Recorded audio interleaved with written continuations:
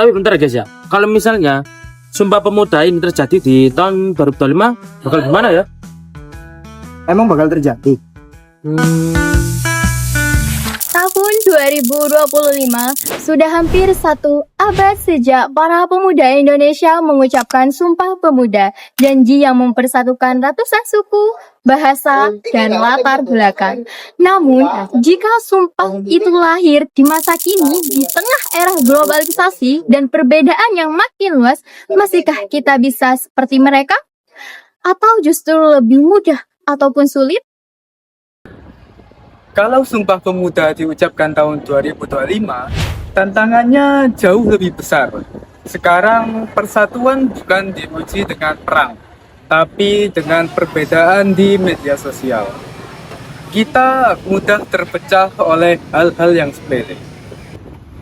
Benar, anak muda zaman sekarang lebih membuktikan siapa yang paling benar, bukan berarti siapa yang paling peduli. Tapi kita bisa satu dalam hal-hal positif, seperti berkolaborasi dengan bidang UKM, teknologi, dan bikin konten yang kreatif buat masyarakat dan bermanfaat. Dulu butuh kongres fisik. Sekarang, apakah Sumpah Pemuda bisa lewat Jimit? Tentu. Internet bikin kami di daerah bisa ikut bersuara. Ikut membangun Indonesia dari ujung timur, jangkauannya tak terbatas. Tantangan terbesar kita sekarang yaitu yang pertama hoax, dua intoleransi, dan yang ketiga cuek sosial, dan yang paling penting yaitu mager terhadap isu real. Teknologi memang memudahkan, tapi juga bisa bikin kita abai pada masalah nyata di depan mata. Menurutku, Sumpah Pemuda itu tetap relevan. Tiga butir utamanya, bertempat darah satu, berbahasa satu, dan berbahasa satu, itu tetap bisa kita terapkan lewat kolaborasi digital dan etika yang baru. Butir yang pertama adalah tanah air Indonesia. Hari ini maknanya sangat luas. Itu bukan hanya soal batas fisik, tetapi menjaga kedaulatan digital dan melindungi bumi tempat kita berpijak dari kerusakan iklim. Cyber security adalah patriotisme baru. Berbangsa satu, ini tantangan utama. Sekarang persatuan artinya menghormati yang makin luas, baik di politik, agama, maupun gender. Kita satu bangsa, bukan satu ideologi.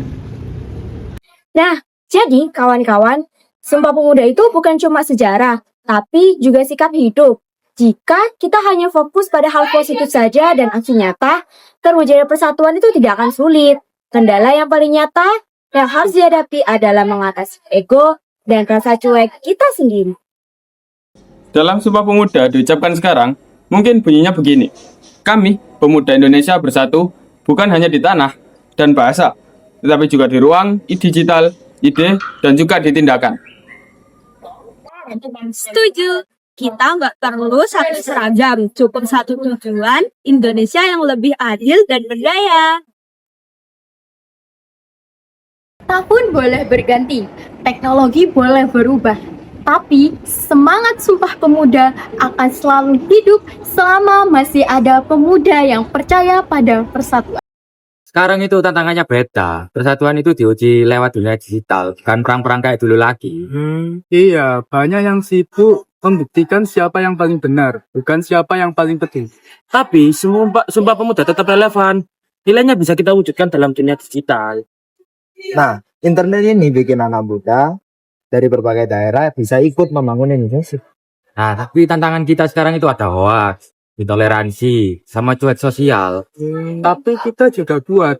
Kita bisa bersatu lewat karya dan hal-hal yang positif. Nah, kalau Sumpah Pemuda diucapkan di zaman sekarang, bunyinya kami putra bangsa Indonesia bersatu di tanah, bahasa, dan ruang digital.